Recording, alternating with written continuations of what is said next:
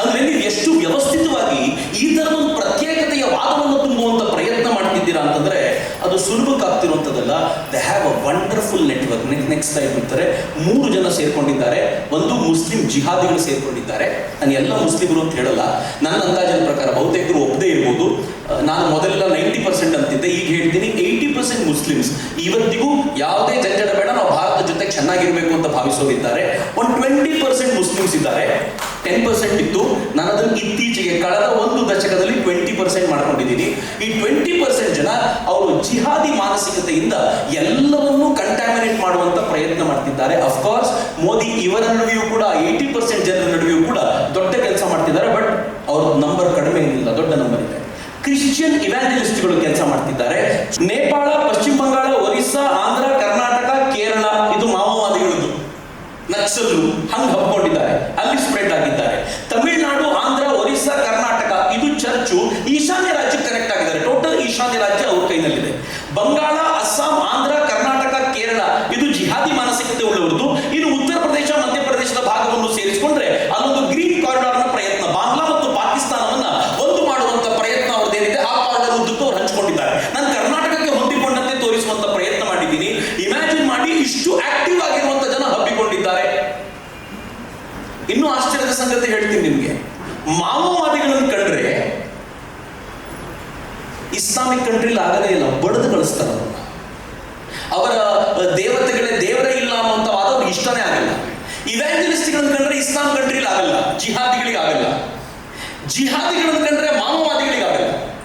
ಜಿಹಾದಿಗಳನ್ನು ಕಂಡ್ರೆ ಕ್ರಿಶ್ಚಿಯನ್ಗಳಿಗಾಗಲ್ಲ, ಅವರಿಬ್ಬರು ಬಡದಾಡ್ತಾರೆ. ಆದ್ರೆ ಭಾರತದಲ್ಲಿ ಮೂವರು ಒಂದಾಗ್ತಾರೆ. ನೋಟಿಸ್ ಬಹಳ ಇಂಟ್ರೆಸ್ಟಿಂಗ್ ಪಾರ್ಟಿ. ನಾನು ಬಹಳ ಹಿಂದೆ ಇದ್ರ ಬಗ್ಗೆ ಓದಿದ್ದೆ.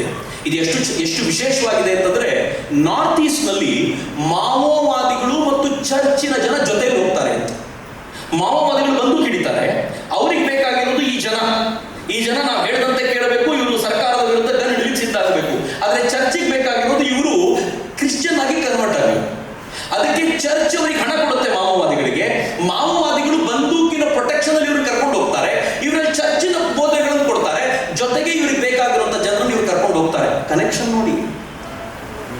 ಚರ್ಚು ಇಡೀ ದೇಶದಲ್ಲಿ ಬೇಕಾಗಿರುವಂತ ನೆಟ್ವರ್ಕ್ ಅನ್ನು ಜಿಹಾದಿಗಳಿಗೆ ಎಸ್ಟಾಬ್ಲಿಷ್ ಮಾಡಿಕೊಡುತ್ತೆ.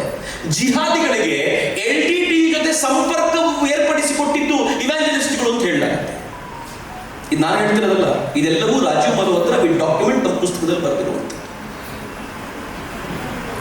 ಇವರು ಮೂವರು ಭಾರತದಲ್ಲಿ ಬಲವಾಗಿ ಒಂದಾಗಿದ್ದಾರೆ.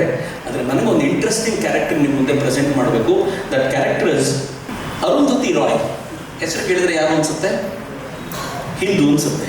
ಬಟ್ ಯು ನೋ ಅವರ್ ಫುಲ್ ನೇಮ್? ಸುಜೇನಾ ಅರುಂಧತಿ ರಾಯ್ ಅಂತ. ಸಿರಿಯನ್ ಕ್ರಿಶ್ಚಿಯನ್ ಸುಜೇನಾ ಅರುಂಧತಿ ರಾಯ್ ಅಂತ.